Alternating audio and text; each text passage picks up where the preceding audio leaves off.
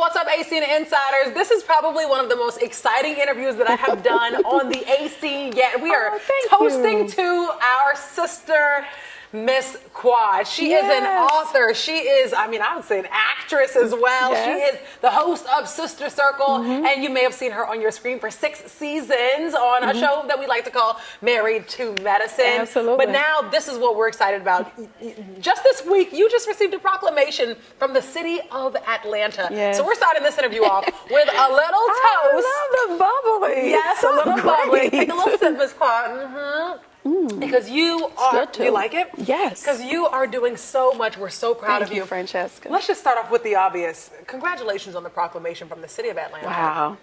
Thank you so much. When you heard about that, what was that like? I was really shocked. I was really surprised. I had no idea. I knew that I was going down to do an author's talk and then, of course, a book signing.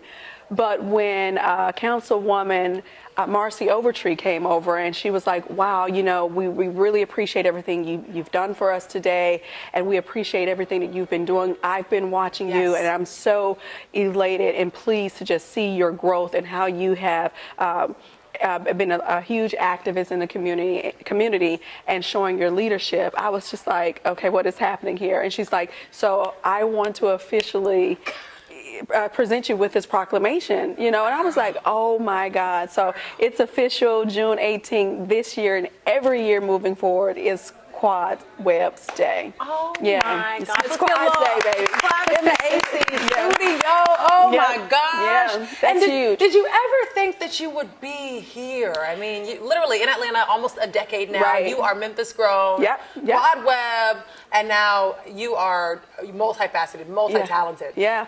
You know what? I did not know that it was going to happen like this, but I always knew success was upon me.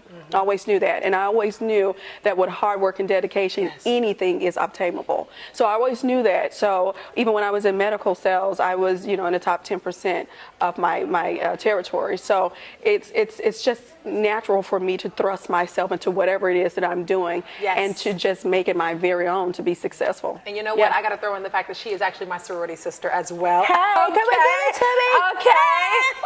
Delta Sigma Theta Sorority Incorporated. Absolutely. So when she talks about this drive and this ambition and always knowing that she was going to make herself this amazing star, that's where it also comes from. Those are the types of women that we have in our sorority. Absolutely. Okay. Okay, so let's do some fun stuff here. So the interview we have, obviously the main point of our interview is Cooking with Miss Quad. Live, Laugh, Love, and Eat. That is your new book. You know what? And that's how I feel. I think that's how I'm living my life, these days. I'm just living it out loud, unapologetically. I'm laughing, I'm loving, and of course, I'm a huge foodie, so I'm eating, you know what I'm saying? And I think those are just the natural fruits of life, just to enjoy it and to actually be in the moment. I know that I have a lot going on, and sometimes I have to slow myself down and say, hey, stop. This is actually really happening. For me to get the proclamation and to know that history was made that day and I'm a part of it. And so whenever I do have children and my children's children have children, they can always go back in the history of Atlanta and see their grandmother or great grandmother or Big Mama, Miss Quad, is actually in the book. You know what I mean? And that means a lot to myself and my family. When I got on the phone, I called my mom and my aunts. We always have, we call it the council. Because we have meetings all the time, and we just we do a lot of phone calls, so let's go, this is the cancel. And I said, I was on the phone with them, and then I said, I'm going to send you a text message. I want you guys to open the text message. And when they opened it, you can hear the silence for a minute, and then everybody just started screaming like, oh my God, what a way to do it. We love you so much, Quad. Look at this. Look at what God is doing in your life. Look how he's moving. And they were just crying, and of course everybody was celebrating on the phone. And my aunt was like, well, I always knew it. I said, I knew the baby was good. I knew it. I was like, that's right, Aunt Bev. It just took them a little while to find out, but I knew. She said she knew all along. Since you do have your brand new cookbook out, our intern, Kevin Sanchez, decided to come up with some tasty and some spicy questions. Let's do it. And that's exactly what I'm excited about. Okay, so what is your bread and butter in life? The things that you just can't live without, and you can't say your family. Okay. The things that I cannot live without. I cannot live without being humbled, and I cannot live without love. Are you getting emotional, Miss Quad? Why? It's so much happening right now, so yeah. I think I am. What are you thinking about right now? I am just thinking about like how blessed I am. You are. You are extremely blessed. And what would you say that message is to women who are at a point in their lives that they don't think that they can get out of? Or maybe want to give up. I would just say never give up and never lose yourself. Like, it doesn't matter what noise or what distractions are going on around you. Just continue to forge forward, with zeal and vigor and with a purpose. And so I think what makes me moved right now is when I go onto my social media and then I hear the words that are coming out of your mouth, and I read the comments and I read how people say, wow, you made me feel like, just by watching you make me feel like I can do anything. You give my life purpose by watching you. And that's huge. And here's the deal. It wasn't like I set out to have that responsibility. It's just a responsibility that's been placed on me. And I'm really happy that I'm utilizing my platforms responsibly. You are. Yeah. You're paving a way, and you're showing us that we can become entrepreneurs. Yeah, it's anything. It's we possible. Can do anything. It's possible. It is definitely possible. I just want to constantly say I'm so proud of you. But Thank I know you, we baby. have an interview to conduct. Yeah, let's do it. Okay, cut that part. I don't want to be crying. Okay. All right. Stop it. All right. Okay. So now we're going to talk about the kind of like the opposite. Okay. So when you're cooking and you eat something bad and you just can't stomach it. Okay. So the question here. Do I spit it out or do I just swallow it anyway? What's your biggest pet peeve? It's something that just really gets you to your core. That I cannot stand bland food. Do not bring me something that is bland, that is tasteless, that doesn't have any flavor. Like, I'm a savory girl. I'm a spicy girl. Like, I want to taste the flavor of the food, the ingredients. So I don't want dry mac and cheese. I don't want a turkey breast that just tastes like cardboard. I just don't, because it's just so many things that we can do with our foods to make them flavorful. So I don't understand providing a meal that is bland. I don't get it.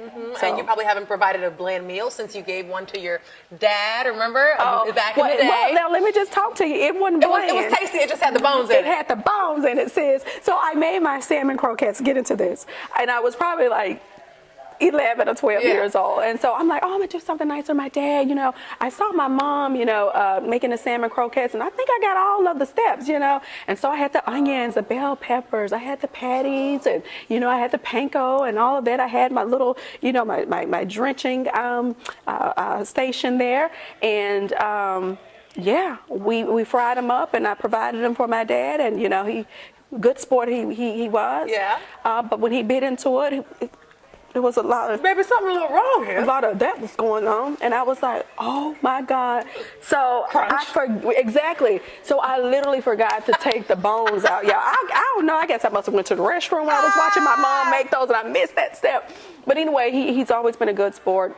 He's been, past 4 years now. But he would always, just keep instilling that self-confidence. And so he took it and he was like, but it's really good. It's really good, baby. Pumpkin, you got to remember just to take the bones out next time. But he stomached it down. I call them the struggle croquettes. If you if you read my book, and there's some funny stories in there too. It's just not a book that is, saturated with recipes and illustrations or whatnot. It actually has some life lessons in there, things that I have learned in the kitchen that I have taken out and utilized in my daily living, and things that I have learned in my daily living that I have incorporated into the kitchen now. So read the entire book, guys. You're going to learn a lot, I guarantee you. Not just cooking for the kitchen, but cooking for the soul. Absolutely. As well. I mean, you all have seen me do a lot of cooking throughout the years, but like this season, we're really focused on, making sure people know that I can throw down in the kitchen. And then I'm curious to see what's next after. But before I ask that last question, okay. So say I'm trying to catch a man, because I hear you do these things. I hear you provide these catch a man meals is what they're called, right? So Quad with the catch a man meals. Yeah. So what recipe would you recommend out of this book? First of all, we have to understand what he likes. Okay, yeah. You got to know what he likes. I'm a fan of the coconut shrimp with the orange sauce. That's one of the recipes in here. Actually, I'll be making that. I have the main stage at the Ascene Festival this year. And so I will be providing, the coconut shrimp with the spicy orange sauce. So if you're going to the Ascene, honey, come see your girl.